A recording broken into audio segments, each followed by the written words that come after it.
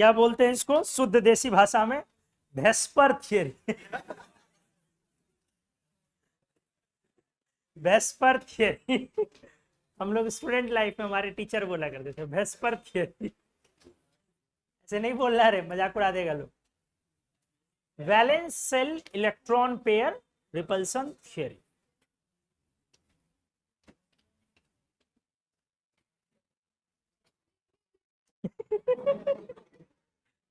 लिखने नहीं दिए? अच्छा लो लिख लो, लिखो लिखो। अरे हेडिंग तो डालो पहले कॉपी में।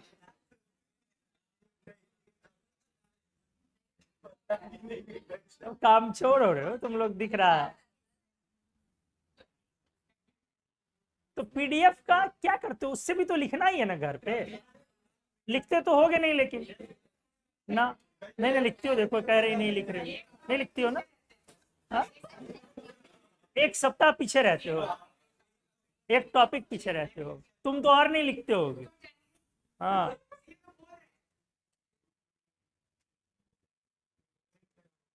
चलिए,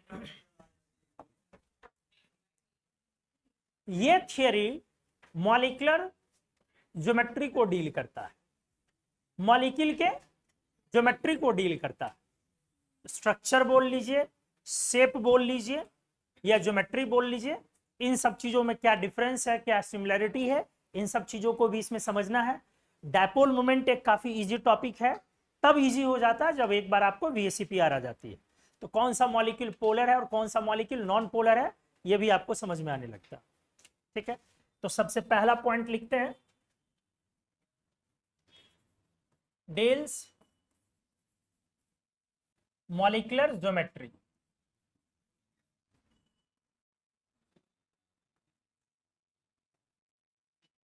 ये एक्सटेंशन है सिज्विक पॉवेल थियरी का। एक्सटेंशन समझ रहे हैं किसका? सिज्विक पॉवेल थियरी। पहले, सबसे पहले यही दोनों साइंटिस्ट थे जिन लोगों ने मॉलिक्यूलर ज्योमेट्री को प्रपोज किया था। आई थिंक अगर गड़बड़ी ना हो तो 1934 के आसपास, शायद 34 के आसपास सबसे पहले ज्योमेट्री को इंट्रोड्यूस किया गया। थोड़ा सा हो सकता है कि वो ईयर एक आध साल पीछे हो, लेकिन साइंटिस्ट पहले कौन थे जिन्होंने मॉलिक्यूलर ज्योमेट्री इंट्रोड्यूस करा? सिज्विक और पॉवेल। उसी थियरी का एक्सटेंशन है। सिज्विक और पॉवेल का कहना था कि मॉलिक्यूलर ज्योमेट्री में दो तरीके के बॉन्ड इलेक्ट्रॉन पेयर्स इन्वॉल्व है। मॉलिक्यूल में दो तरीके के इलेक्ट्रॉन पेयर इन्वॉल्व है, एक बॉन्ड पेयर और एक लोन पेयर। वो दोनों के इफेक्ट को इक्विवेलेंट मानते थे। जैसा वो लोन पेयर को लेते थे वैसा ही वो कंसिडर करते थे बॉन्ड पेयर। लेकिन हम लोग अब समझ सकते हैं कि ये गलत है। दो लॉजिक है अपने पास, एक ये समझने का कि बेंस रूल हमने पढ़ रखा है, जो लोन पेयर होता है वो ज्यादा स्पेस लेता है, ज्यादा एस कैरेक्टर लेता है, इसलिए वो बॉन्ड पेयर की तरह इक्विवेलेंट नहीं हो सकता। सेकंड, हम लोग ये भी समझ सकते हैं कि लोन पेयर जो वो एक सिंगल न्यूक्लियस से पोलराइज होता है, भले ही उसमें दो इलेक्ट्रॉन है बट वो एक सिंगल न्यूक्लियस के कंट्रोल में। और जो बॉन्ड पेयर का दो इलेक्ट्रॉन वो दो न्यूक्लियस के बीच में फंसा हुआ, तो बॉन्ड पेयर डेफिनेटली स्पेस काफी कम लेगा, और लोन पेयर एक ही न्यूक्लियस के कंट्रोल में है इसलिए वो ज्यादा स्पेस में फैलेगा, तो वो स्पेस ज्यादा करेगा ना, लेगा, वो ज्यादा ऑक्यूपाई करेगा स्पेस। तो उन दिनों जब ये स्टार्ट हुआ तो दोनों को क्या ले लिया इन्होंने? इक्विवेलेंट। तो आप यहां पर एक लाइन बस ये ले लेंगे,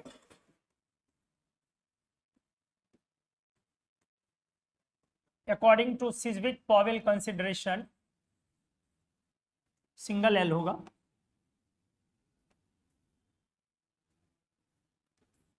consideration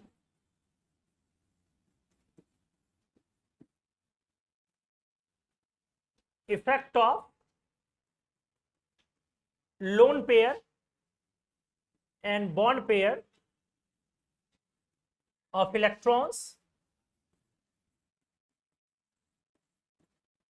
considered to be equivalent ना। तो इसी थियरी का एक्सटेंशन लाया गया VSEPR। ये जो VSEPR लाया गया, ये इंट्रोड्यूस किया गया, ये एक्सटेंशन हो गया उसका, ये इंट्रोड्यूस किया गया है गिलेस्पी एंड नाइलोम, इनकी बुक आती है गिलेस्पी एंड नाइलोम,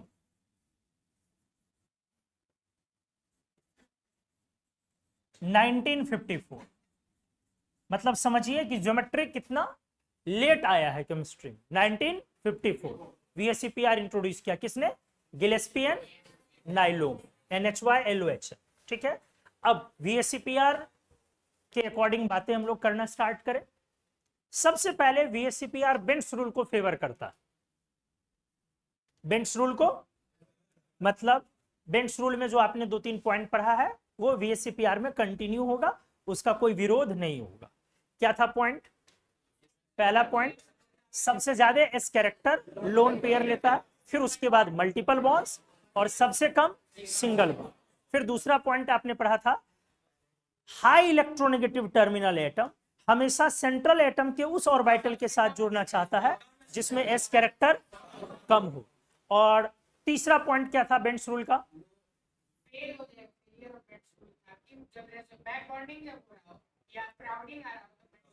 क्राउडिंग इफेक्ट और बैकबॉन्डिंग का इफेक्ट जब आता था तो बेंट्स रूल उस समय फेल होना स्टार्ट होता था। यही था, तो बेंट्स रूल को फेवर करता कौन? वीएससीपीआर। तो अगला पॉइंट इसमें ऐड किया जाए, वीएससीपीआर एक ऐसा टॉपिक है जहां से क्वेश्चंस आने ही आने हैं, 100% आने हैं क्वेश्चन। ठीक है, एकदम पक्का, इजी भी पूछ सकता है, अच्छा, बहुत अच्छा, सब कुछ। और ये ऐसा टॉपिक, आगे के जो टॉपिक्स है ना वो समझ लो कि आगे के सारे टॉपिक्स हमने प्रिपरेशन के दौरान आपसे शुरू में एक बातें कही थी, आपको याद नहीं होगा, बिल्कुल नहीं, इनऑर्गेनिक याद नहीं रहता तो वो बात कहां से याद रहेगा। जब जेई मेंस की तैयारी समाप्त होने को होगी तब जेई एडवांस्ड की तैयारी शुरू होने को होगी। याद है?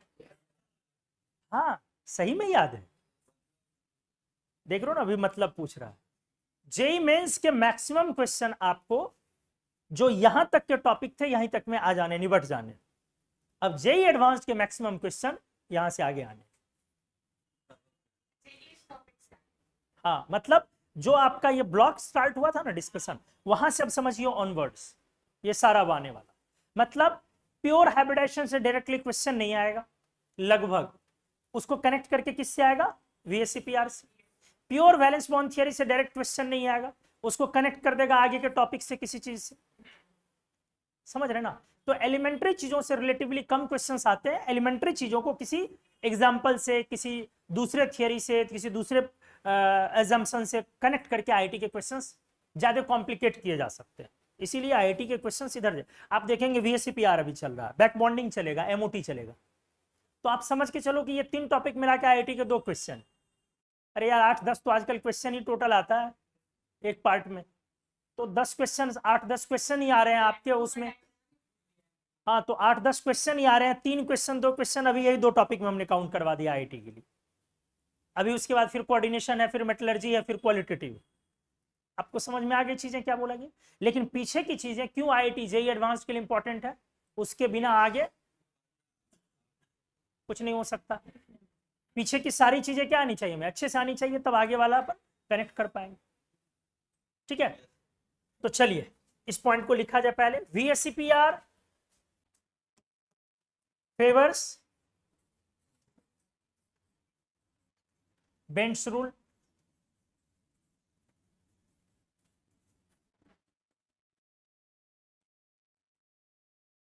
ठीक है,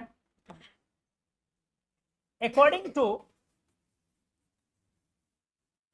हाँ पहले देख लो, एटम के पास ऑब्वियस सी बात है, अगर ये हो सकता है, चाहे वो सिग्मा हो या ये क्या है हमारा बॉन्ड पेयर, ये भी क्या है बॉन्ड पेयर, और ये क्या है। तो वीएससीपीआर के अकॉर्डिंग कौन ज्यादा स्पेस लेगा? Lone pair. क्यों? क्योंकि वो सिंगल न्यूक्लियस के कंट्रोल में, तो ज्यादा फैल सकता है। तो आप यहां से स्पष्ट बोलेंगे कि स्पेस ऑक्यूपाइड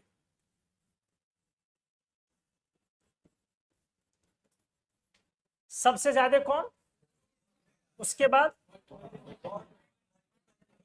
हाँ और मल्टीपल में भी मल्टीपल बॉन्ड हो गया। अब उसमें सिग्मा और पाई में भी बोल लें आप, सिग्मा बॉन्ड, और फिर पाई बॉन्ड स्पेस कम लेता है। लेकिन एक बात और पॉइंट साफ क्लियर है, मल्टीपल बॉन्ड ज्यादा स्पेस लेगा या सिंगल बॉन्ड?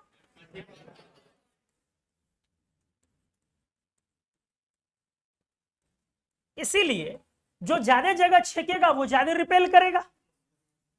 बहुत सिंपल सी बात, जो ज्यादा जगह छेकेगा वो ज्यादा रिपेल करेगा।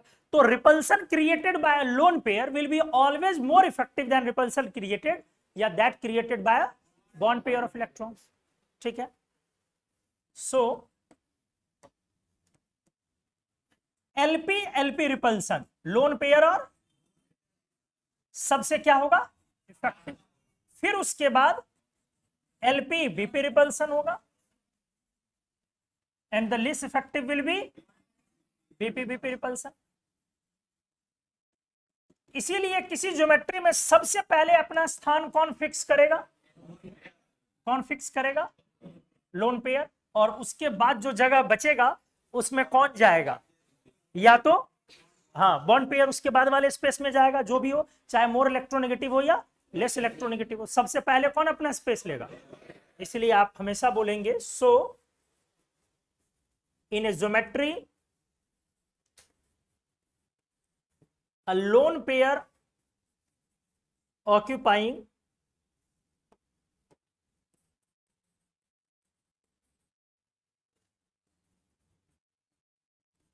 Position of choice preferably. Position of choice का मतलब समझ गए, अपने पसंद का जो स्थान है वो सबसे पहले छेक ले। जहां उसको स्पेस ज्यादा मिलेगा वो जगह छेकेगा, या जहां पर स्पेस कम मिलेगा वो जगह छेकेगा। अब ये सब चीज धीरे धीरे समझना है। लेकिन एक बात आपने सुन रखा है, वेदों में और ग्रंथों में भी कहा गया है, जंग मोहब्बत और इनऑर्गेनिक में सब जायज है। इसका मतलब कभी कभी ऐसा भी हो सकता है कि बॉन्ड पेयर पहले जगह छेकेगा और लोन पेयर ढूंढता रहेगा कि हम जगह कहां ले। ऐसा भी हो सकता है। हा? कौन सा? केप टाउन, कैप डॉक्टाहेड्रल, हाँ कैप डॉक्टाहेड्रल उसका एग्जांपल होता है। तो ऐसा भी हो सकता है, ऐसे सिचुएशंस भी क्रिएट हो सकते हैं, लेकिन वो सामान्य नहीं होंगे। सामान्य में अभी यही करना है, और जब आप सीखते सीखते ऐसा लगेगा कि कुछ नहीं सीख पा रहे तब वो एग्जांपल लगाया जाएगा। अरे तो अपनी इनऑर्गेनिक में यही होता है ना, पहले कोई चीज पढ़ो तो अच्छा लगता है, फिर मजा आते जाता है, और सर और सर और एग्जाम्पल और एग्जाम्पल, जब और आते लगता है उसके बाद सर ये कैसे, फिर ये, फिर उसके बाद एक समय ऐसा स्टेट आ जाता है, state of equilibrium, chemical still remains लेकिन no reaction, no net reaction takes place. उसके बाद लगता है अब कुछ आ ही नहीं रहा है, हो जाता है ना। तो वो वाला स्टेट पर पहुंचेंगे हम लोग। चलिए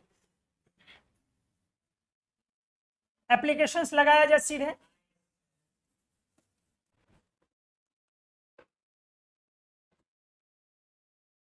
पी ब्लॉक में, बाकी वीएससीपीआर थ्योरी तो खत्म हो गया। अरे हाँ, तो केमिकल बॉन्डिंग समाप्त हो गया ना, बॉन्डिंग में थोड़ी ना उसमें कुछ पढ़ना। अब तो उसका एप्लीकेशन लगाओगे ना, और इसका एप्लीकेशन क्या है जो आपको क्वेश्चन आएगा, कभी बॉन्ड एंगल कंपेयर करेगा, कभी ज्योमेट्री कंपेयर करवाएगा, कभी ज्योमेट्री पूछेगा, कभी हाइब्रिडेशन पूछेगा, समझ रहे हो ना। तो ये सब चीजें आपसे पूछे जाएंगे। जैसे पहला एप्लीकेशन लगाया जाए,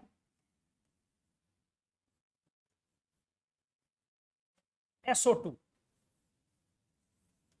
वर्सेज NO2। अच्छा चलो NO2 हटा के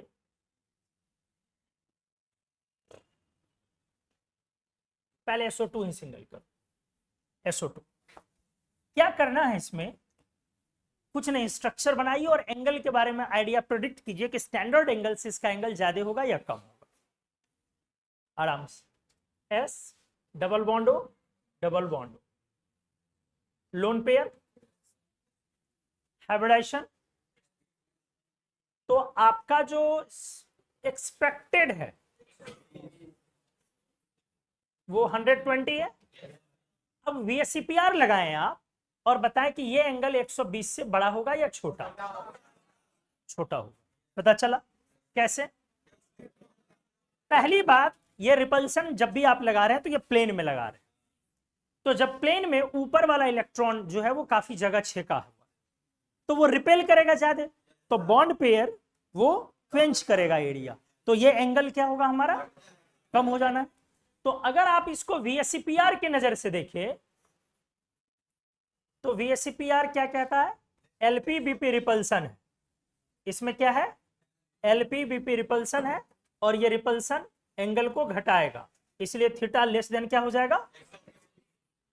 और अगर आप बेंच रूल को लगाएं, क्या तब भी यही आएगा या नहीं? कैसे? बेंच रूल कहता है लोन पेयर परसेंटेज एस ज्यादा लेगा मल्टीपल बॉन्ड से, मल्टीपल बॉन्ड के परसेंटेज एस से, इसीलिए यहां पर एस कैरेक्टर कम हो जाएगा 33 से बॉन्ड पेयर में, और कम हो जाने के कारण एंगल कम हो जाएगा। तो इससे भी वही चीजें आ गई, इसलिए हमने क्या बोला था कि VSEPR always favours bench rule. अब एक पॉइंट पर आते हैं, इसका बॉन्ड एंगल प्रैक्टिकली है कितना, हमने हाँ 119 हमने डिस्कस किया हुआ। अब वैल्यू क्यों दिखाया जा रहा है आपको, यह फील करने के लिए कि ये रिपल्सन भी कोई कम नहीं है, 119 डिग्री 119। इसका मतलब है क्या नीचे का रिपल्सन काम कर रहा था कि नहीं, बिल्कुल कर रहा था। अगर इसको 3 एरो से दिखाया जाए तो इनका भी आपस का रिपल्सन ऐसा नहीं है कि काम नहीं कर रहा है, ये भी रिपल्सन काम कर रहा है, 2 एरो से दिखा लो। और इतना है कि करीब करीब काउंटर बैलेंस कर चुका है, इसीलिए कभी भी 2 मल्टीपल बॉन्ड के रिपल्सन को हल्के में नहीं लेना।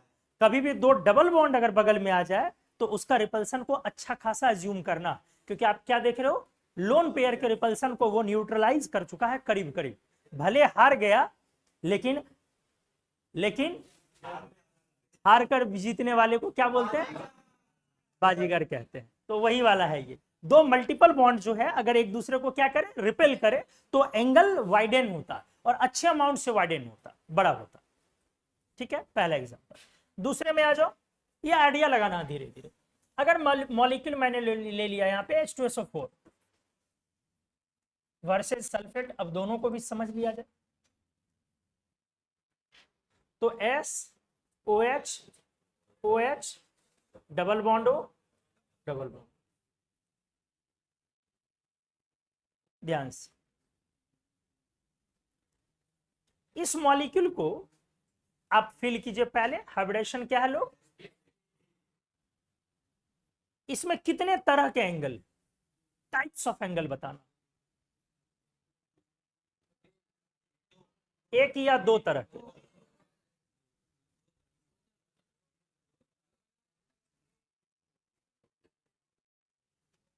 तीन। कैसे 3?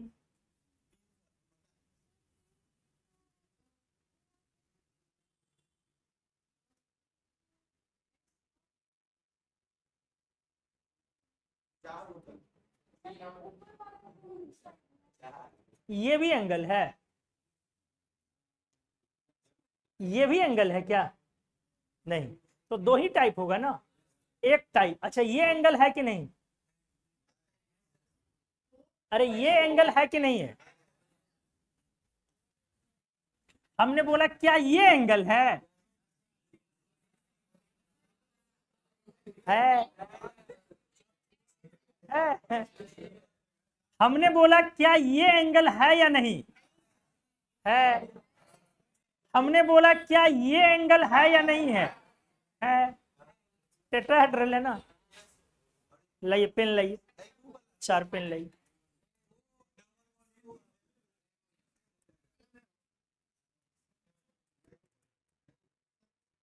ये है। तो अगर आपने एक मल्टीपल बॉन्ड यहां लिया है तो एक यहां लीजिए, तो एक मल्टीपल मल्टीपल दोनों डबल के बीच का एंगल, एक डबल और सिंगल के बीच का एंगल, और एक सिंगल और सिंगल के बीच का एंगल, एक डबल डबल के बीच का एंगल, एक डबल सिंगल के बीच का एंगल, और एक सिंगल सिंगल के बीच का एंगल। चारों एक दूसरे को दिख रहा है, समझ गए? तो ये सब चीज में गलतियां ना करें, अनपढ़ लोगों की तरह ना बोले। इसको क्या ऐसे लिखा जा सकता है या नहीं?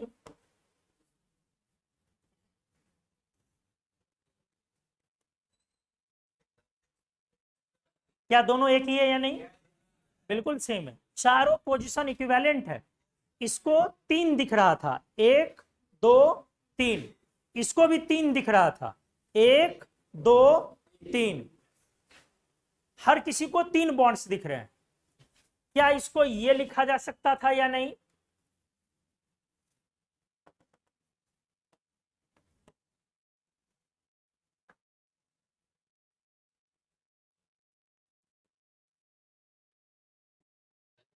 वही चीज हुआ, क्या इसको ये लिखा जा सकता है कि नहीं? अब आप समझ गए ना,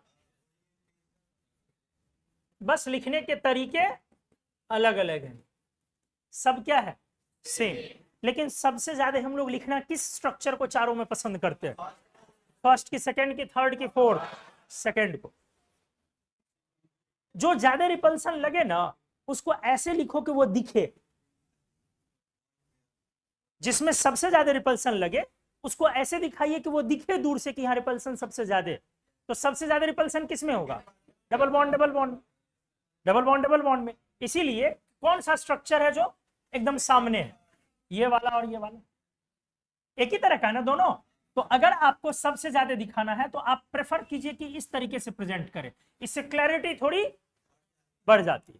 तो अब आ जाइए, ये वाला एंगल अगर हमने लिखा θ1, ये वाला एंगल लिखा θ2, ये वाला एंगल लिखा θ3 और ये वाला एंगल लिखा θ4, तो सबसे बड़ा कौन होगा? θ1, डबल बॉन्ड रिपल्सन। उसके बाद कौन होएगा? θ2 इक्वल्स टू θ4, क्योंकि सम्मुख कोण बराबर होते हैं, ऑपोजिट एंगल्स आर सेम। हाँ नहीं, ये अभी भी कंफ्यूज है। हाँ, सम्मुख कोण बराबर होते हैं, opposite angles are same. Confuse हो? क्लियर, समझ गए? θ2 θ4 क्यों बराबर होगा फिर? थीटा, हाँ, और वो वाला डबल बॉन्ड, कनेक्टिविटी सेम। वाह, समझ रहे हो? हाँ, दिमाग का विकास हुआ। देखो यहाँ पढ़ने से कितना फायदा हुआ। तुमको याद था जब तुम आई थी? नहीं नहीं, अच्छा याद है तुम लोगों को? बड़ा बेटा याद है। इसको कुछ भी पूछो, कुछ भी बोलो, रोने लगती थी तुरंत। इतना जलील और बेइज्जत किए हैं इसको कि अब जाकर के ये बेशरम हो गई। बोल बेटा, इसमें क्या आया? सबसे बड़ा θ1, फिर θ2 इक्वल्स टू θ4, क्योंकि कनेक्टिविटी सेम ना हो गई लोग, और सबसे छोटा θ3। अब रुक जाइए, अगला पॉइंट। स्टैंडर्ड एंगल कितना होना चाहिए था? 109। तो जहां पर रिपल्सन सबसे ज्यादा है वो स्टैंडर्ड को क्रॉस कर जाएगा, और जहां रिपल्सन सबसे कम है वो स्टैंडर्ड के नीचे जाएगा। और बीच वाले पर आप कमेंट नहीं कर सकते, वो एग्जाम्पल टू एग्जाम्पल वैरी करता। तो इसमें हम दो के बारे में साफ साफ बातें कर सकते हैं। θ1 ग्रेटर देन 109 डिग्री और θ3 लेस देन 109 डिग्री। ठीक है, तो VSEPR इसी को लगाया। सल्फेट भी बच गया, सल्फेट भी लगा लो। अब तो और क्लियर हो गया।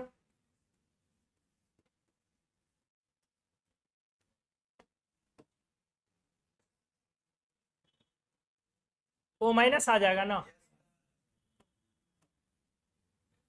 θ1 θ2 θ3 θ4 क्या हो जाएगा? सबसे बड़ा θ1 के बाद, θ2 के बाद 4, और सबसे कम। आ गया समझ में?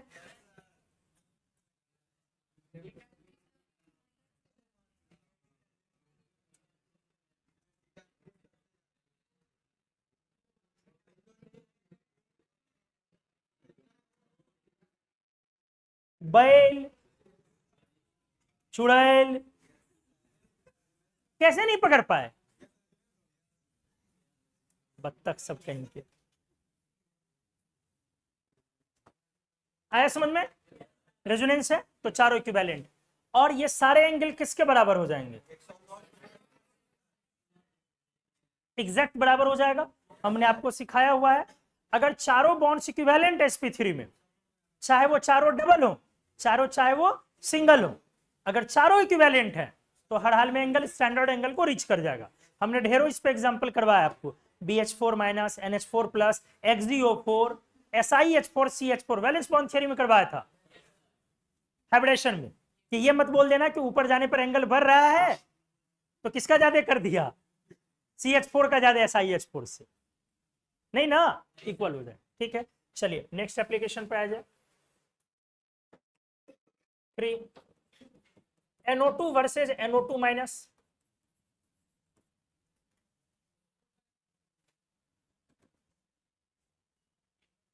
बॉन्ड एंगल को कंपेयर करना है VSCPR लगा के।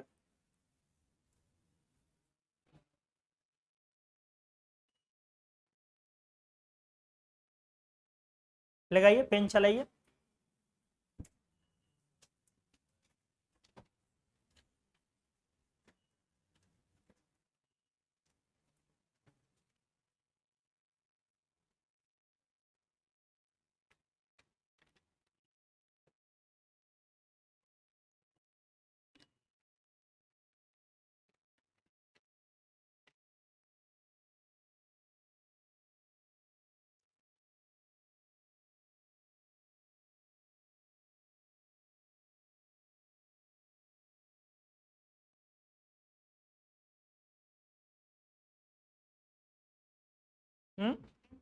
NO2 ज्यादा है, NO2 माइनस, NO2 NO2 ज्यादा होगा ना, हाँ एग्जैक्टली, NO2 ज्यादा होगा, NO2 माइनस। स्ट्रक्चर आ जाओ अपना, पहले N डबल बॉन्ड हो, डबल बॉन्ड हो तो किया नहीं जा सकता, तो कोऑर्डिनेट, क्या कोऑर्डिनेट ऐसे किया जा सकता है, नहीं, 2 2 4 1 5 नहीं बनाया जा सकता। हमने बोला ये रिप्रेजेंटेशन तब दिखाना चाहिए जब सामने वाले के पास वैकेंट हो, इसलिए इसका दूसरा वाला स्ट्रक्चर तोड़ने वाला प्लस माइनस वाला, डबल बॉन्ड हो तोड़ दिया तो कितना पेयर आ गया, 3 पेयर, और यहाँ कितना पेयर है, 2 पेयर है, और ऊपर कितना इलेक्ट्रॉन, एक। पहली बात, रेजोनेंस से दोनों बॉन्ड्स हमारे इक्विवेलेंट हो जाएंगे। अब NO2 बन गया, अब NO2 माइनस जब बनाओगे तो N double bond O minus, इसका भी दोनों बॉन्ड इक्विवेलेंट होगा। फर्क है यहाँ पर एक इलेक्ट्रॉन होएगा और यहाँ पर लोन पेयर, यहाँ भी दोनों बॉन्ड इक्विवेलेंट है रेजोनेंस से, और यहाँ भी इक्विवेलेंट है दोनों रेजोनेंस से। अब अगला पॉइंट देखिए, हाँ एग्जैक्टली, यहाँ पर पेयर ऑफ इलेक्ट्रॉन्स रिपेल करने वाला, और यहां कौन रिपेल कर रहा है, सिंगल इलेक्ट्रॉन। समझ में आया, गलत,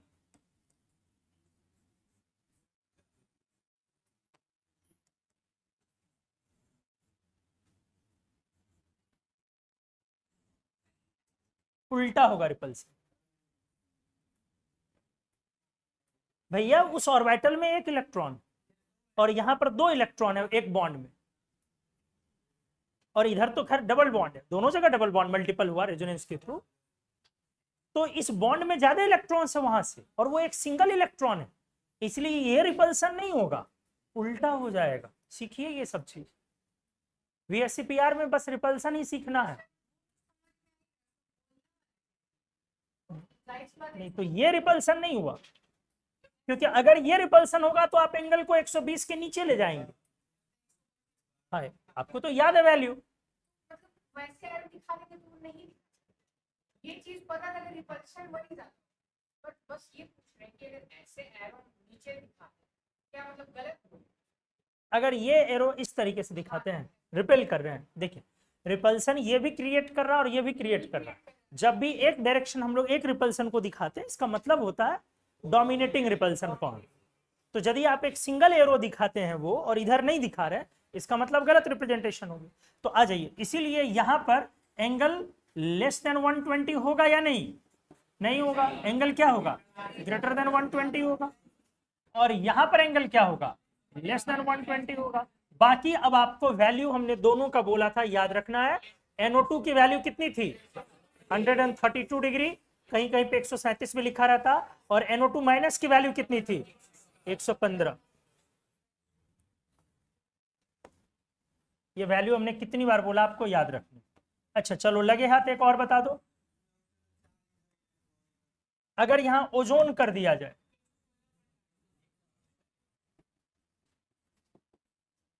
अब ये पॉइंट फिर देखो, ये बताओ क्या ओजोन और NO2 माइनस एक दूसरे के आइसोस्ट्रक्चरल है कि नहीं? ओजोन और NO2 माइनस आइसोस्ट्रक्चरल, आइसो इलेक्ट्रॉनिक भी है, N माइनस O के बराबर होगा। तो स्ट्रक्चर ओजोन का भी तो ऐसे ही बनाते हो ना, O ऊपर लोन पेयर डबल बॉन्ड और एक कोऑर्डिनेट लगाते हो, तो स्ट्रक्चर तो सेम है। अब है, अभी वैल्यू आपके सामने है, अब ऐसे आप अंदाजा लगाइए कि किसका ज्यादा होगा बॉन्ड एंगल, NO2 माइनस का या O3 का।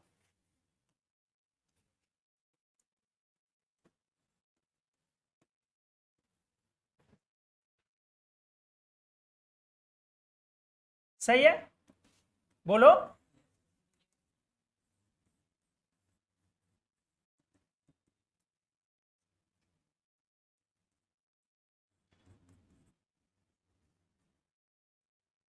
ये iso electronic as well as, बहुत लोग ये पढ़ा देते हैं कि अगर आइसो इलेक्ट्रॉनिक है तो आइसो स्ट्रक्चरल होगा ही होगा, आइसो स्ट्रक्चरल है तो आइसो इलेक्ट्रॉनिक होगा ही होगा। ऐसा कोई जरूरी, बिल्कुल जरूरी नहीं, बिल्कुल भी जरूरी नहीं है। ऐसा भी हो सकता है कि दो चीजें आइसो इलेक्ट्रॉनिक्स हो, एक में 2 न्यूक्लियस हो और एक में 3 हो, तो स्ट्रक्चर कैसे सेम होगा भैया? ICl2 माइनस और IBr, ICl2 minus linear 1 2 3, IBr single, 2 ही एटम ही है। तो जरूरी नहीं है कि अगर दो चीजें क्या होती हैं आइसो इलेक्ट्रॉनिक होती, तो लोग बोल उठते हैं जब इलेक्ट्रॉन्स बराबर हो गया तब तो वही फॉर्मूला ही वही हो गया। ऐसा जरूरी नहीं, पीरियड चेंज कर दे तो सब कुछ बदल सकता है। समझ में आई चीजें? हाँ, इसलिए पता नहीं इस बकैती को कहां से लाया गया। Iso electronic as well as iso structural, और यदि स्ट्रक्चर सेम हो तब तो गारंटी और नहीं है कि आइसो इलेक्ट्रॉनिक होगा। स्ट्रक्चर तो बहुत चीजों का सेम हो सकता है, दोनों अलग अलग पीरियड के कंपाउंड हो तो आइसो इलेक्ट्रॉनिक हो जाएगा।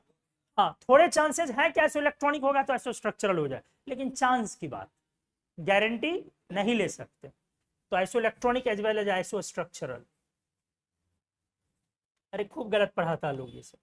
हाँ अब आ जाओ, हमारा क्या क्वेश्चन था लोग, और बिल्कुल भी आंसर के थ्रू नहीं डील करना, सोचना।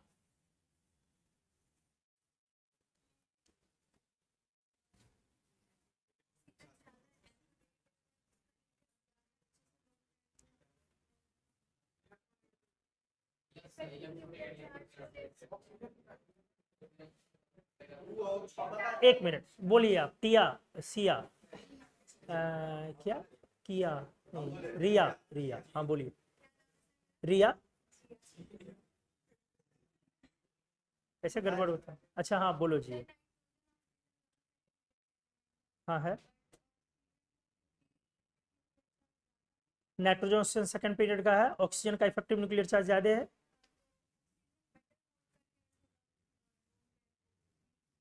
लोन पेयर को ज्यादा बेटर होल्ड करके रखेगा ऑक्सीजन।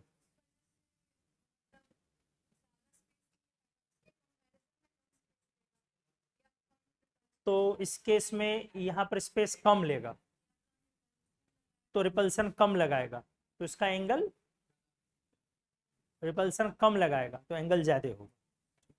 हाँ बोलिए आप क्या लगा?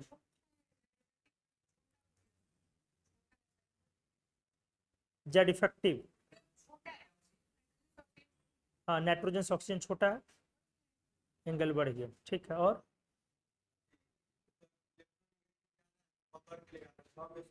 इलेक्ट्रोनेगेटिविटी ज्यादा है तो पकड़ लेगा। हाँ, बॉन्ड एंगल किन किन चीजों पे निर्भर करता था भैया? सबसे पहले इनवर्सली प्रोपोर्शनल ऑर्बिट नंबर, दूसरा directly proportional S character,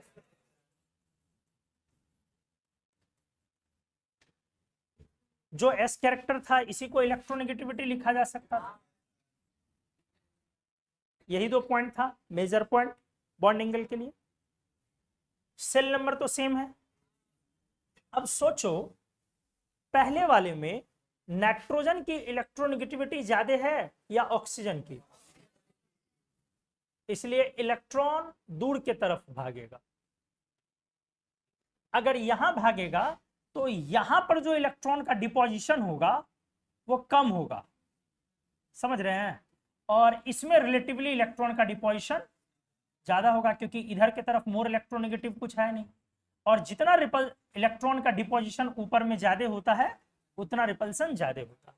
cell number का भी कॉन्सेप्ट यही था कि जब आपका सेल छोटा होगा तो बॉन्ड में तो दो दो इलेक्ट्रॉन ही होगा। एक मिनट, बॉन्ड में नहीं, एक मिनट, साइज नहीं लगा, रुक जाइए। बॉन्ड में सेल नंबर में क्या था कॉन्सेप्ट कि सेल जब छोटा हुआ तो सेल जैसे ही छोटा हुआ तो हाँ, बॉन्ड में तो दो इलेक्ट्रॉन है लेकिन इलेक्ट्रॉन बॉन्ड पास आ गया, ऑर्बिटल क्लोज हो गया क्योंकि ऑर्बिटल का साइज छोटा हो गया। अरे भैया 2p जो है वो छोटा साइज है 3p से, इसीलिए रिपल्सन ज्यादा हुआ। बड़ा क्लियर कॉन्सेप्ट है। अब अभी आप साइज, आप अगर आपने लगाया है साइज, तो क्या हमने साइज पढ़ाया है? तो फिर साइज लगाया क्यों? अब अगली बात, आपकी बातों पर आते हैं। क्या हमने आपको नहीं पढ़ाया है प्रैक्टिकली ऑक्सीजन बड़ा है नाइट्रोजन से? एक जनरल कॉन्सेप्ट पर हम लोग क्या बोलते हैं कि पीरियोडिक टेबल में दाहिने जाने पर साइज छोटा होता, तो ऑक्सीजन छोटा है नाइट्रोजन से। बट हमने आपको उन दिनों पढ़ाया था पेयरिंग रिपल्सन के कारण वहां पर जब पहली बार पेयर होता है तो ऑक्सीजन का साइज नाइट्रोजन से एकदम माइनर बड़ा हो जाता है, जिसको करीब करीब बराबर भी बोला जाता है। हायर लेवल पर लोग पढ़ते भी इनफैक्ट कि बड़ा होता है, आपके लेवल पर छोटा बोल के हम लोग निकल जाते हैं।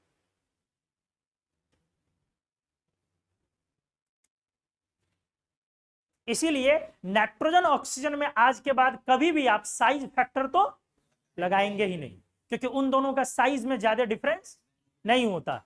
आप छोटा बोले बड़ा बोले, दैट इज नॉट इंपॉर्टेंट, उन दोनों के साइज में डिफरेंस नहीं होता। हायर लेवल पे लोग क्लियर कट पढ़ते हैं, क्या कौन बड़ा है? ऑक्सीजन। वो क्लियर कट पढ़ते हैं कि ऑक्सीजन बड़ा होता है साइज, लेकिन हम लोगों ने साफ पढ़ा कि नहीं, ऐसा हम लोग नहीं बोलते। हम लोग के सिलेबस में क्वेश्चन आएगा तो ऑक्सीजन को छोटा ही बोलेंगे, लेकिन दिमाग में इफेक्ट लेके चलेंगे कि कभी भी कोई सवाल इस पर नहीं बनाएंगे जिससे आंसर लाने के लिए जबरदस्ती क्या लगा दिया जाए, ऑक्सीजन छोटा है। तो यहां पर क्या इफेक्ट लगाया? S character effect, electronegativity effect लगाया। समझ में आ गया कि टर्मिनल पर रिलेटिवली अगर मोर इलेक्ट्रोनेगेटिव एटम है तो वो सेंट्रल एटम के उस ऑर्बिटल पर अटैक करेगा जहां पर एस कैरेक्टर कम है। सवाल बन गया। तो ये वाले चीज इनके अब वैल्यू आपको याद है तो वो तो याद है, ये 115 और यहाँ पर क्या 116 पॉइंट। आप देख रहे हैं ये डिफरेंस कम नहीं था, ये 2 डिग्री का डिफरेंस है, लगभग 2 डिग्री का डिफरेंस, अच्छा डिफरेंस। ईएन डिफरेंस देखिए ना, ईएन डिफरेंस नाइट्रोजन 3.50 और 3.5 का डिफरेंस। समझ में आ गई चीजें? ठीक है, अगले एप्लीकेशन पे चला जाए। सीख रहे हो ना? कितना नंबर था? सेकंड था कि थर्ड?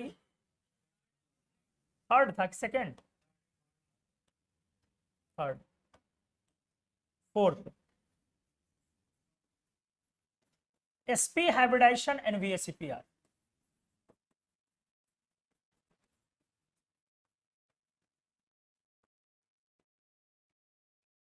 ठीक है, अगला क्लास VSEPR का सबसे इंपॉर्टेंट हो जाएगा। नेक्स्ट क्लास बहुत इंपॉर्टेंट होगा। आज तो आप बेसिक सीखेंगे और sp3 आते आते हम लोगों का टाइम समाप्त हो जाएगा। तो नेक्स्ट क्लास जो होगा इसका वो बहुत कंटेंट वाला पार्ट। आज तो लर्निंग हो जाएगी बेसिक। आइए, अगर sp हाइब्रिडाइज्ड है, हाइब्रिडाइजेशन, तो दोनों बॉन्ड को एक दूसरे के रिपल्सन से बचाने के लिए जाहिर सी बात है आप sp तो इसी कंडीशन में लेते हैं ना, तो इन दोनों को कहां रखते हैं हम? मैक्सिमम दूरी पर, और मैक्सिमम दूरी पर रहेगा तो ऑलरेडी एंगल बनाएगा। तो hybridization sp bond angle 180, standard angle की बात हुई। और चाहे आप इसकी ज्योमेट्री बोलें फिलहाल, चाहे आप इसका स्ट्रक्चर बोलें फिलहाल, या आप इसका शेप बोलें, हर कुछ क्या लिखा जाएगा? लीनियर। ठीक है, एग्जाम्पल के तौर पे आप C2H2 भी ले सकते हैं, CO2 भी ले सकते हैं, BeCl2 भी ले सकते हैं, BeCl2 भी ले सकते हो ना, ये सब कुछ लिया जा सकता है, और HCN भी लिया जा सकता है। क्या यहां पर रिपल्सन लगाया जाएगा या नहीं?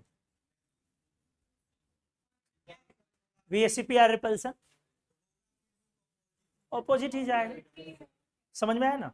तो यहाँ पे ऐसा नहीं कर सकते हैं आपके ट्रिपल बॉन्ड और सिंगल बॉन्ड के बीच रिपल्सन, ऑलरेडी वो सबसे मैक्सिमम दूर पर आएगा जब ये रिपेल करेगा उसको। तो इसलिए यहाँ पर अगर एंगल पूछा जाए तो कभी भी 180 से ज्यादा मत कर दीजिएगा रिपल्सन लगा के। अरे एक पर एक तुर्रम खान है आप लोगों के बैच में। आज ही तो कौन क्या पूछा था? जेडन का? नहीं वो नहीं पूछा था छोटू, और वो तो अलग मुद्दा था। एक और कोई कुछ बड़ा अच्छा चीज पूछा था। हाँ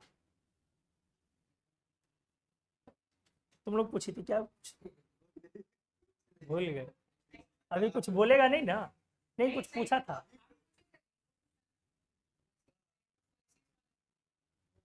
नहीं कोई पूछा है, बवाल पूछा है।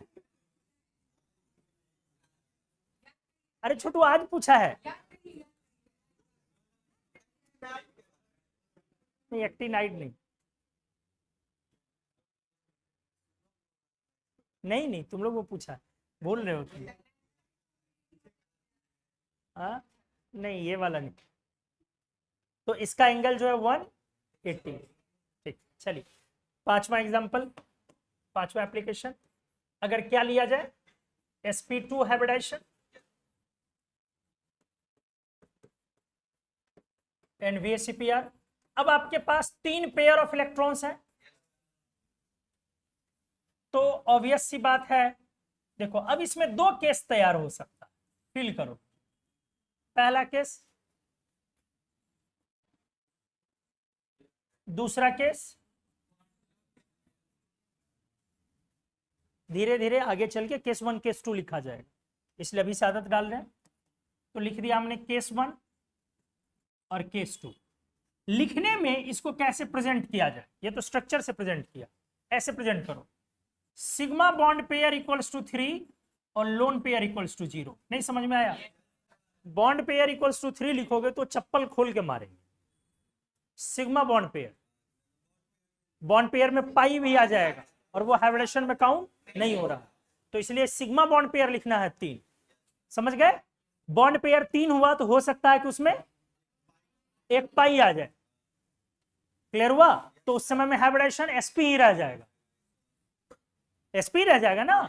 चलो तो ये, और यहां पे क्या लिखोगे केस 2 में, sigma bond pair equals to 2 और lone pair equals to, clear हो गया? अब यहां अभी एकदम सिंपल VSEPR बिना एग्जांपल के जब लगाया जाए तो इस एंगल को अपन क्या एक्सपेक्ट करेंगे, लेस देन 120 डिग्री। अच्छा स्ट्रक्चर ध्यान से, यहां पर ज्योमेट्री क्या है और यहां पर ज्योमेट्री क्या है? ज्योमेट्री दोनों जगह ट्रायगोनल प्लेनर, ज्योमेट्री दोनों जगह क्या बोलोगे, ट्रायगोनल प्लेनर, पढ़े हो ना? यहां भी ट्रायगोनल प्लेनर और ज्योमेट्री यहां भी ट्रायगोनल प्लेनर। डिफरेंसेस होंगे शेप एंड स्ट्रक्चर में, जो एक चीज कहलाएगा और वो न्यूक्लियस को मिलाने वाली लाइन होती है। तो शेप और स्ट्रक्चर, शेप या स्ट्रक्चर, ये दोनों अभी भी क्या होगा यहां पर, ट्रायगोनल प्लेनर। हाँ बिल्कुल, या ट्रायंगुलर होगा, और इसका शेप और स्ट्रक्चर क्या बोला जाएगा, वी शेप। न्यूक्लियस को मिलाने वाली लाइन से तैयार होने वाला स्ट्रक्चर क्या बोला जाएगा वहां पर, वी शेप।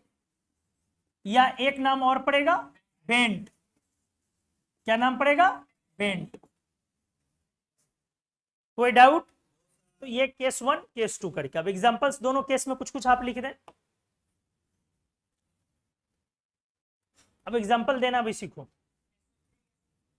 ऐसे अचानक से एग्जांपल मत दीजिए, एग्जांपल स्टेप बाय स्टेप दीजिए। पहले सोचिए, तो इस केस में 3 सिग्मा लेके काम हो सकता है, तो वैलेंस इलेक्ट्रॉन कितना लेना है? तो यदि 3 वैलेंस इलेक्ट्रॉन लिया जाए तब एग्जांपल आराम से सोचो, वैलेंस इलेक्ट्रॉन 3 पे भी काम हो सकता है, वैलेंस इलेक्ट्रॉन 4 पे भी काम हो सकता है, वैलेंस इलेक्ट्रॉन 5 पे भी काम हो सकता है, और वैलेंस इलेक्ट्रॉन 6 पे भी काम हो सकता है। समझ में आया? 3 वैलेंस इलेक्ट्रॉन 4, हाँ क्या बढ़ाना पड़ेगा? पाई, क्योंकि सिचुएशन तो सेम रखना है, सिचुएशन वही रखना होगा। तो इसमें बताओ सिग्मा कितना हो जाएगा? पाई कितना? सिग्मा कितना? 3, पाई कितना? सिग्मा कितना? पाई कितना? और सिग्मा कितना? पाई कितना? अब एग्जांपल उठाओ खुद से, सोचो। 3 वैलेंस BF3,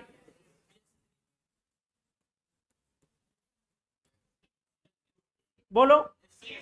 4 वैलेंस कार्बन, एक डबल ले लोगे, पाई के तरफ क्या लोगे? डबल, तो CO और 2 single, CO Cl2 F2 H2 कुछ भी। अब इसमें आ जाओ, 5 वैलेंस फास्फोरस, 2 डबल बॉन्ड, तो POO, एक सिंगल OH ले लो, POOH, बोलो। और इसमें 6 वैलेंस, और तीनों क्या लेना होगा? डबल। अब क्या लगाएंगे? VSCPR, बोलो एंगल, बोलो ये वाला कम ना, और ये वाला ज्यादा ना,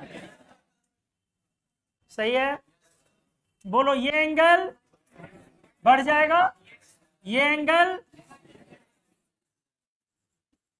ये वाला एंगल 120 ना। आगे लगाना VSCPR, ऐसे ही लगाएंगे। अब राइट साइड में है केस 2 वाला, केस 2 वाले में आ जाओ। कितने वैलेंस से शुरू करना पड़ेगा? क्या 3 वैलेंस से केस 2 शुरू हो सकता है? कहां से शुरू करना पड़ेगा? क्योंकि ऊपर तो एक डबल होगा, तो 4 वैलेंस जब यहां लोगे तो बोलो इसमें सिग्मा कितना होगा? तो और पाई कितना? 0। अब अगर आपने 5 वैलेंस लिया तो सिग्मा कितना? 3 ना, कि 2? 3 कहां से? 2 ही ना। और पाई कितना लेना होगा? 1 में पाई लेना होगा। वैलेंस अगर आपने 6 लिया, सिग्मा कितना लेना होगा? 2 ही हो पाएगा, 2 पोजीशन, और पाई कितना आ जाएगा? अब एग्जांपल लेना, आ जाओ। 4 वैलेंस कार्बन, ऊपर लोन पेयर फिक्स हो गया, कार्बीन CH2 CF2 CCl2 वगैरह। 5 वैलेंस, अभी आपने बनाया NO2 माइनस, बोलो। 6 valence sulphur, 2 double bond SO2। अब क्या एंगल को आप आराम से बना सकते हैं, ये सारे एंगल 120 से कम, सारे एंगल 120 से कम। क्लियर हो गया अच्छे से? कम ना छोटू, इसमें भी कम ना, 120 से बराबर कहां? 119 तो कम ही है ना अल्टीमेटली, वो तो इफेक्ट है कि लगभग बराबर कर दिया। समझ में आ गया? हाथ उठाइए किसको किसको क्लियर है यहां तक। राधे राधे। थोड़ा आपको कंफ्यूजन चल रहा, कोई बात नहीं, आप आते हैं अच्छा लगता, आप आते रहिए बस। ये भी बहुत बड़े गुर्दे की बात, आपका गुर्दा बाकी लोगों से बड़ा है और भारी है, इसका मतलब उसमें पत्थरी है। मजाक कर रहे, बुरा नहीं लगा छोटू? लग ही जाएगा तो क्या बिगाड़ लोगे मेरा? हद हाल है।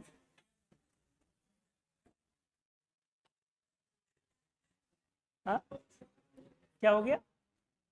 कुछ बोल रहे थे अभी, आवाज आई थी, तो बोल रहे कुछ तो बोली थे अभी। अच्छा 8:30 बज गया। 8 हाँ 8:40, क्यों ससुराल जाना है?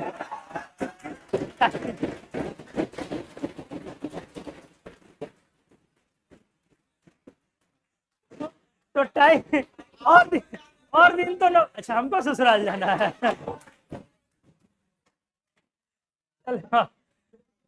शैतान सब है सब। चलो ये वाला बस कंप्लीट कर देते, आ जाइए। कितना नंबर एप्लीकेशन?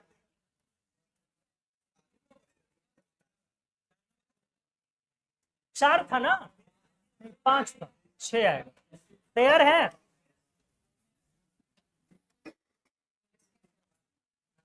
अगला क्लास इसमें बहुत क्या बोलते वो धांसू होगा। नेक्स्ट क्लास छोड़ना उड़ना नहीं भाई, समझे? और अगले क्लास में कुछ बनवाएंगे भी थोड़ा आप लोगों से, स्ट्रक्चर पर बेस्ड कुछ क्वेश्चंस करवाएंगे 15-20 मिनट का, तो स्ट्रक्चर वगैरह थोड़ा प्रैक्टिस करके आ जाए। खास करके सल्फर सीरीज और फास्फोरस सीरीज की प्रैक्टिस करके आएंगे, 15-20 मिनट आपसे बनवाया जाएगा अगले क्लास में। हाँ एसिड वाला कम से कम प्रैक्टिस कर लीजिए, नाम वगैरह सब कुछ क्वेश्चन में कुछ भी डाल दिया जाए। 5वां ना 6 था। sp3 हाइब्रिडाइजेशन, चलो ध्यान दो, एंड VSEPR। अब एक ही पेज में नहीं है पॉसिबल, इसीलिए केस 1 केस 2 करके लिखा जाए। सबसे पहले केस 1, बोलिए क्या लिखा जाए? Sigma bond pair equals to चार और lone pair equals to 0। Good.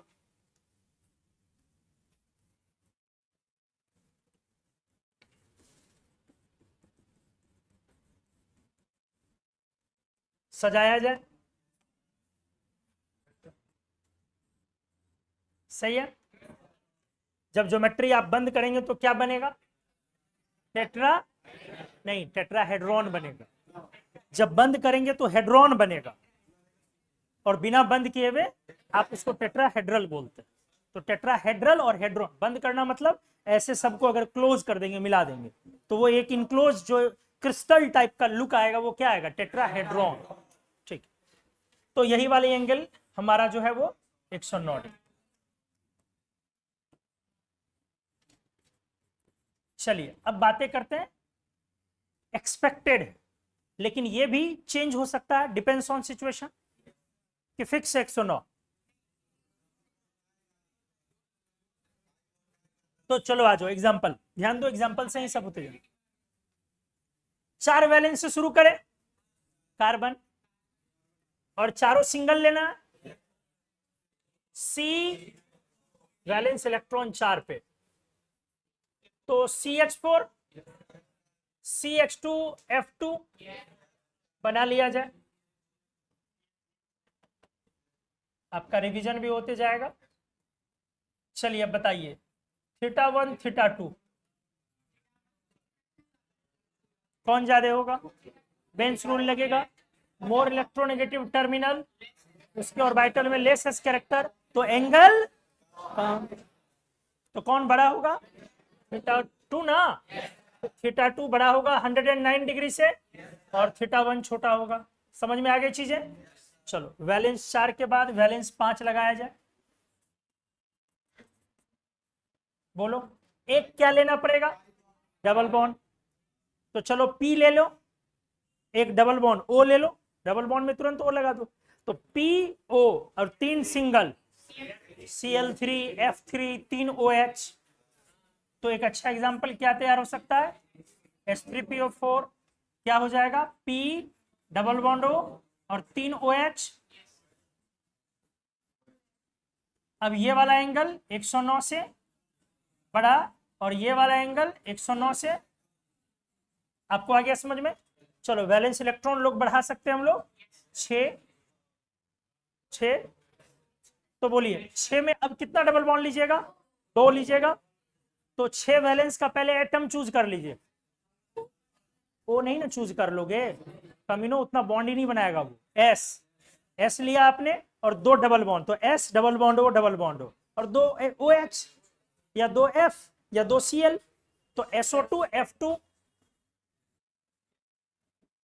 Sulphuryl fluoride, क्या बोलेंगे? अगर Cl2 रहता तो सल्फ्यूराइल क्लोराइड। ठीक है, तो S double bond O F F, ध्यान दो। अच्छा चलो थोड़ा और कुछ मैजिक किया जाए। Cl लगा दिए ताकि आपको समझ में आ रहा है कि नहीं, वही चेक करना है कि रिपल्सन। टेट्राहेड्रल में Cl रिपल्सन लेते हैं, हमने बोला था बेंट्स रूल में, आप भूल चुके होंगे, लेकिन बहुत ज्यादा नहीं लेते हैं, कम लेते हैं, बट लेते हैं टेट्राहेड्रल में Cl रिपल्सन। Cl बहुत बड़ा ग्रुप नहीं है लेकिन बहुत छोटा भी नहीं है, इसलिए Cl ग्रुप का रिपल्सन होता है, लेकिन टेट्राहेड्रल में बहुत कम होता है, और उससे ज्यादा एंगल वाले में तो होगा ही नहीं। ज्यादा एंगल मतलब sp2 में 109 पे थोड़ा रिपल्सन लेते हैं, बताया था हमने, लेकिन 120 पर आ जाए तो वो रिपल्सन नहीं लेते हैं Cl में, फिर Br में नहीं, Cl में। तो चलो आ जाओ फिलहाल, अब मेरे को ये बताइए ये वाला एंगल 109 से बड़ा या छोटा?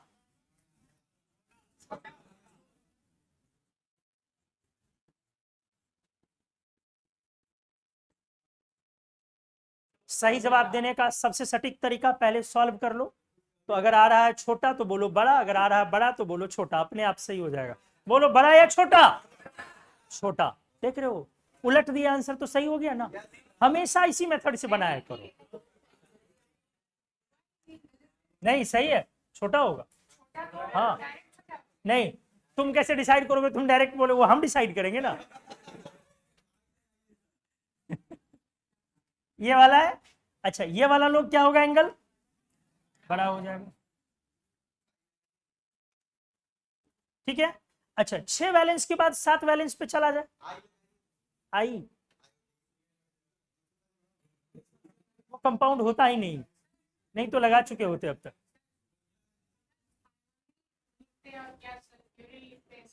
थायोनिल लिखते हैं जब SOCl2 रहेगा।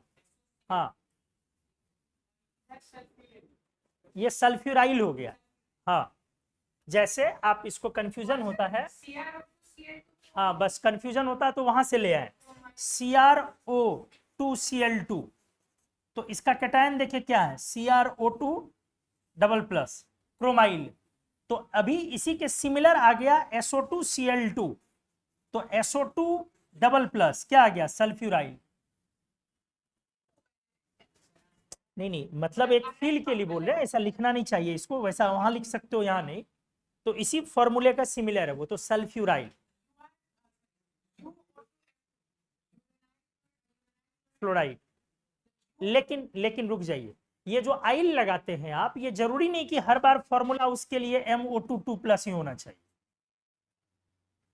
आइल जो लगता है, आइल लगता है कैटायन ऑक्सो कैटायन पर प्लस आ गया तो आइल लग जाएगा, तो TiO प्लस में भी आइल लगेगा, और TiO प्लस में भी आइल लगेगा, VO2 प्लस में भी आइल लगेगा, VO2 पर 2 प्लस में भी आइल लगेगा। समझ में आया? VO2 प्लस को भी वेनेडाइल बोला जाएगा, और VO2 पर 2 प्लस को भी वेनेडाइल बोला जाएगा। तो अंतर क्या होता है, तब ऑक्सीडेशन स्टेट से डिफरेंशिएट होता है वहां। हाँ लेकिन क्रोमियम के केस में CrO2 डबल प्लस को बोल देते हैं। उसी तरीके से यूरेनियम का भी वेरिएबल ऑक्सीडेशन स्टेट है, तो वहां भी यूरेनाइल जो आप बोलेंगे वो देखना पड़ेगा कि आप UO2 प्लस बोल रहे हैं या UO2 पर डबल प्लस बोल रहे हैं। तो ये थोड़ा सा क्या है, थोड़ा सा कंफ्यूजिंग है, थोड़ा है। बिस्मदाइल में कंफ्यूजन नहीं है, वो BiO प्लस है। हाँ तो इसका ये मतलब है कि कभी भी आइल का ये मतलब नहीं हुआ कि MO2 पर 2 प्लस, वहां MO पर प्लस है। हाँ ठीक है चलिए, तो एनीवेज इसका नाम क्या है जी, सल्फ्यूराइल क्लोराइड। SOCl2 का नाम नहीं है सल्फ्यूराइल क्लोराइड, SOCl2 का नाम सल्फ्यूराइल क्लोराइड नहीं है, SO2Cl2 का नाम सल्फ्यूराइल क्लोराइड। ठीक है चल, तो ये वाला क्लियर हुआ। क्या वैलेंस इलेक्ट्रॉन अपन साथ में ले जा सकते हैं? SO2Cl नहीं होता, SOCl2 थायोनिल क्लोराइड हो जाता है।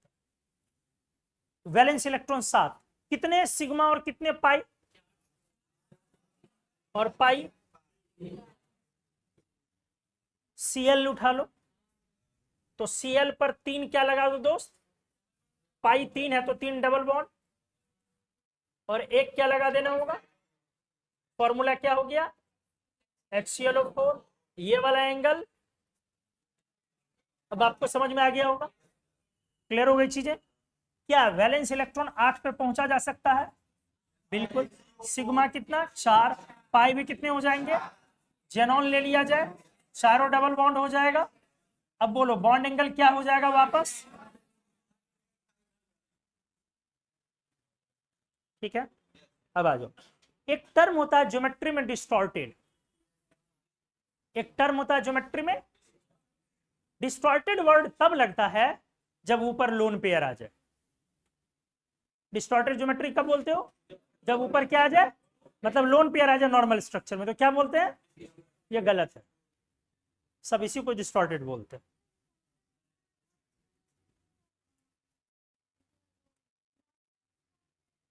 नॉर्मल एंगल से डेविएट कर गया उसको डिस्टॉर्टेड बोलते हैं।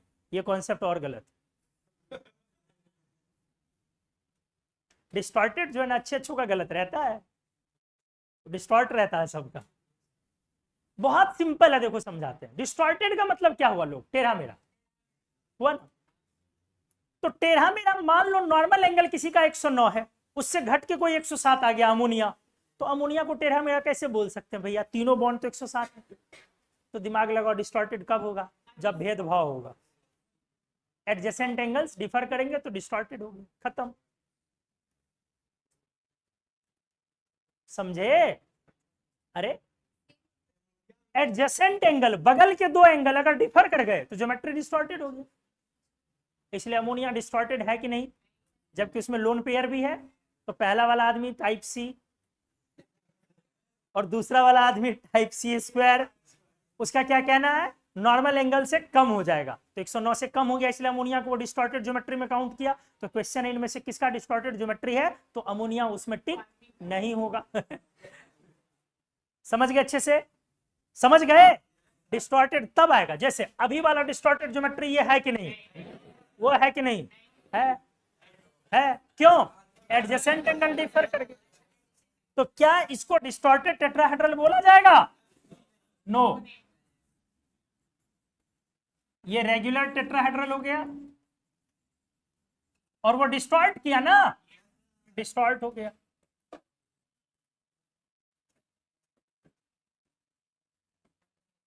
क्लियर हुआ जी।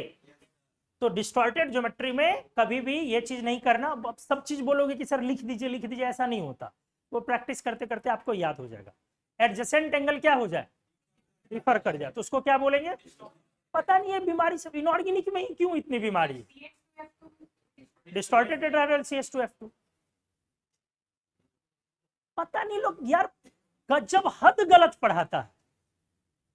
ट्रायगोनल पिरामिडल सुने हो ना, तो ट्रायगोनल पिरामिडल में क्या होता है, प्लेन में 3 एक ऊपर एक नीचे, ये शुरू से ही डिस्टॉर्टेड है। कितना लाजवाब एग्जांपल है समझने के लिए। जबकि इसको लोग अगर यहां सब एटम सेम है, मान लो P ले लिया, Cl ले लिया, Cl ले लिया, एकदम बोलेगा रेगुलर ज्योमेट्री। ये रेगुलर ज्योमेट्री नहीं है, ये distorted geometry. Adjacent angle different है। फील लेने के लिए आप ले लीजिए, लेकिन फील और प्रैक्टिकल चीज अलग अलग है ना। फील तो मोबाइल पे तुम लोग बहुत चीजों का लेते हो, लेकिन प्रैक्टिकल लाइफ में संभव नहीं है। तो फील लेने के लिए ले लीजिए कि सारे एंगल्स क्या है, एज पर स्टैंडर्ड वैल्यू। तो सारे angle as per standard value, लेकिन ये डिस्टॉर्टेड है और है और है। फिर से बोलो, PCl5 रेगुलर है कि डिस्टॉर्टेड है। 3 बार क्यों बोले ना, एक बार ब्रह्मा, एक बार विष्णु, एक बार महेश आकर के भी बोले कि नहीं है, तो भी तीनों को बोलो है। समझ गए क्यों, क्योंकि इनऑर्गेनिक उत्पन्न हुआ था, इनऑर्गेनिक को डील करने वाले संगर सागर मंथन के उपरांत। चलो आ जाओ, PF हाँ होता है, PI5 नहीं होता PF। क्लियर हो गया ना। केस 1 कंप्लीट, केस 2 पर चले लो, हम समझ सकते हैं।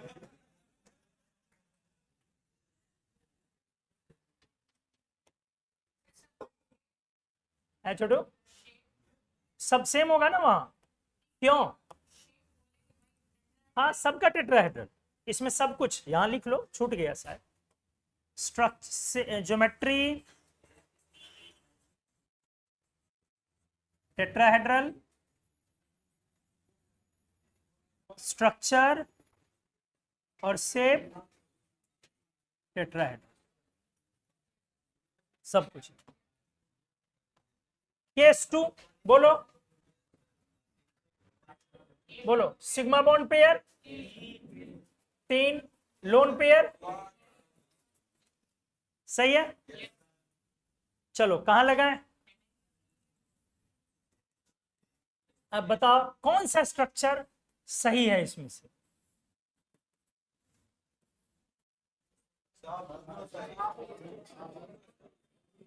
दोनों सही है, बस पहले वाले में थोड़ी फीलिंग ज्यादा आ रही। तीनों लेकिन क्या है? इक्विवेलेंट है। अब ये सब में गड़बड़ नहीं करोगे रे, थेथर है सर, थेथर। अब आ जाओ, ज्योमेट्री क्या बोली जाएगी? टेट्राहेड्रल। अब ये रेगुलर भी हो सकता और डिपेंड करेगा नीचे एटम सेम है या डिफरेंट। समझ गए अच्छे से? अब आ जाओ, ज्योमेट्री अभी भी टेट्राहेड्रल बोला जाएगा, लेकिन अब स्ट्रक्चर और शेप क्या बोला जाएगा? पिरामिडल। क्या बोला जाएगा? पिरामिडल। कुछ लोग स्ट्रक्चर को ज्योमेट्री बोलते हैं और शेप स्पेशली बोलते हैं अलग से, ऐसा नहीं है। ज्योमेट्री अलग चीज हो गई और स्ट्रक्चर और शेप आकार हो गया, स्ट्रक्चर और शेप आकार हो गया। तो चलिए, हाँ, स्टैंडर्ड बॉन्ड एंगल क्या होना चाहिए? कम या ज्यादा? कम ना, लेकिन कोई गारंटी है या नहीं? नहीं है। चलो एग्जांपल्स किया जाए। पहला, वैलेंस इलेक्ट्रॉन कितना? कहां से शुरू होगा? 4 से कैसे शुरू हो सकता है? 5 से ना। तो 5 वैलेंस में क्या डबल लेने का चांस? NH3।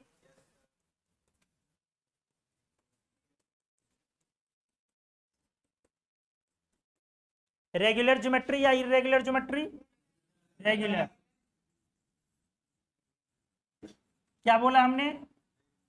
अगर एडजेसेंट एंगल सेम है तो ज्योमेट्री रेगुलर होगा। ठीक है, NH3 पहला। दूसरा, ऐसे भी तो कर सकते हो,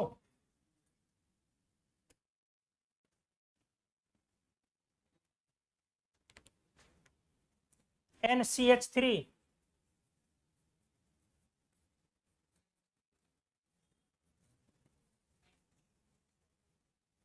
सेम चीज हुआ, एंगल बोले 109 डिग्री से कम ना, इसीलिए तो दिया था।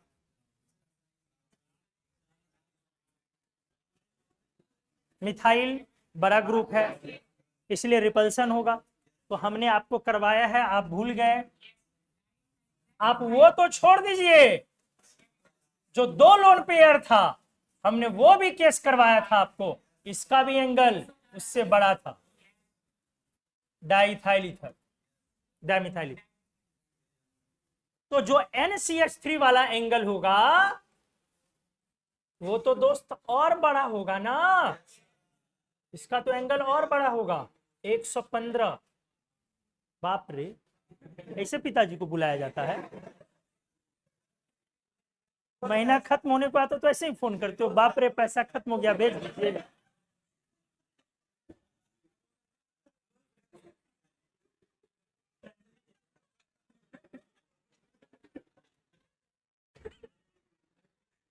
अच्छा कोई नहीं, अपने यहाँ चलता है, बाप रे माय गे।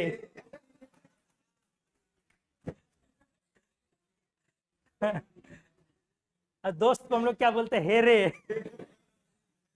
हम लोग यहाँ रिप्रेजेंटेशन क्लियर है, लेकिन नहीं। चलो तो यहाँ पर, हाँ, दूसरा एग्जांपल पे आ जाओ। पहला NH3, दूसरा ये, तीसरे पर वैलेंस इलेक्ट्रॉन 5 से 6 पे आ जाओ। तो एक डबल बॉन्ड, O लेना बेकार है, उतना बॉन्ड बनाएगा नहीं। S, एक डबल, एक डबल, तो अब सिंगल कितना लेना है? 3 ना, तो 2 सिंगल और ना, एक डबल O, SO, तो 2 OH, SO 2 OH, H2, H2, SO3। समझ में आ गया? ऐसे एग्जांपल देना सीखो।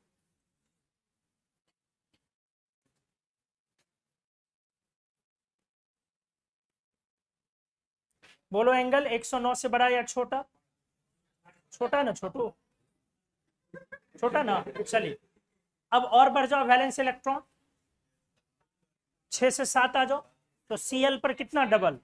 2 डबल, तो Cl 2 डबल O2, तो एक ही सिंगल बचा ना, और HClO3। बोलो, एक तो लोन पेयर फिक्स हो गया, 2 डबल बॉन्ड फिक्स हो गया, और एक सिंगल बॉन्ड HClO3। अगर चारों डबल बॉन्ड पे तीनों जगह डबल बॉन्ड पे चले जाओ, तो जेनॉन XeO3, एक लोन पेयर, 3 डबल बॉन्ड। बता दो एंगल क्या होगा? 109 से बड़ा या छोटा? बड़ा। लोन पेयर है ऊपर, छोटा ना, अभी तो SO2 करवाया है, पक्का छोटा हो गया। समझ गए अच्छे से? तो ये था हमारा केस कौन सा? 2। केस 3 पर आया जाए, हम समझ सकते हैं।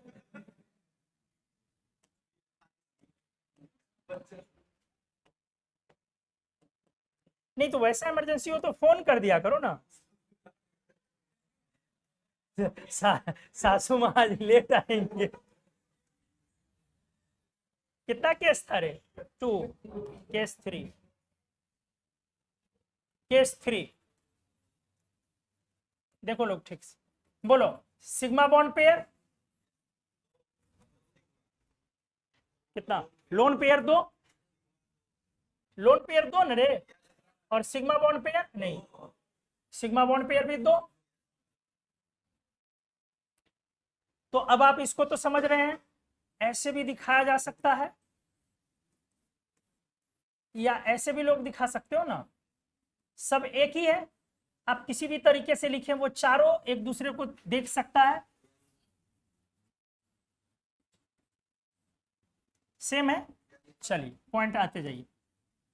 पहला पॉइंट, अरे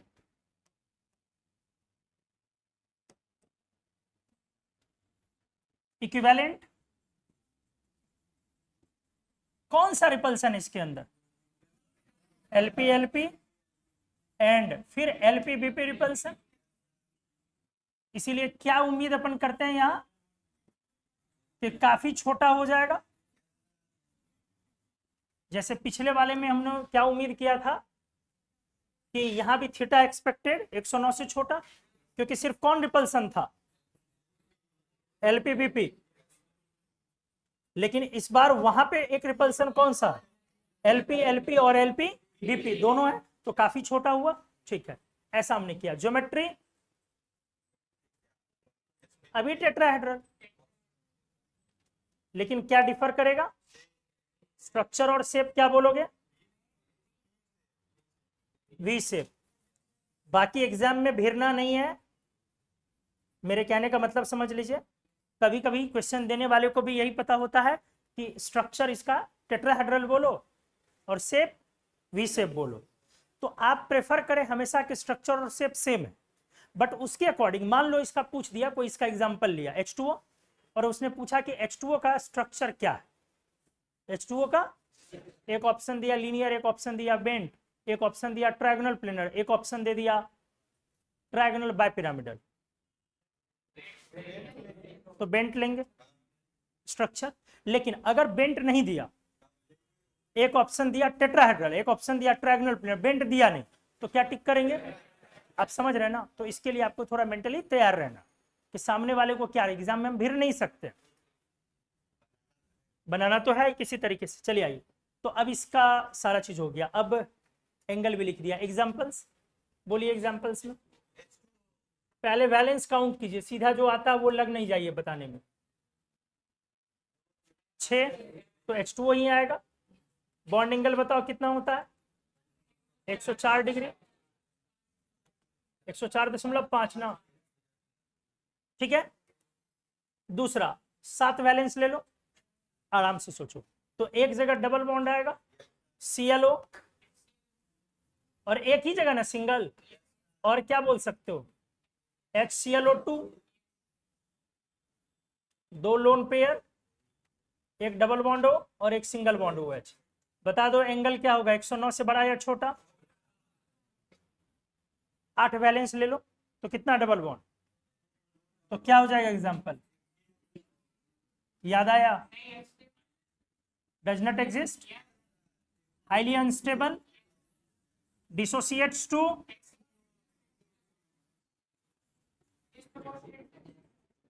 डिसोसिएट्स टू पहले एक्सियो प्लस एक्सियो 3, डिस्प्रोपोर्शनेशन पढ़ाए हैं बहुत अच्छे से।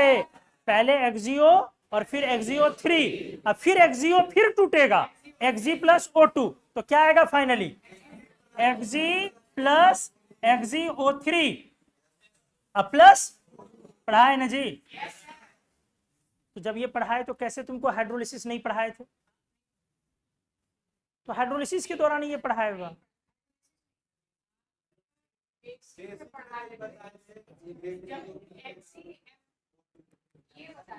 XiO और XiO2 दोनों अनस्टेबल होते हैं, ये भी अनस्टेबल है, तो ये टूट जाएगा किसमें, Xi प्लस O2 में, सेल्फ डिकम्पोजिशन।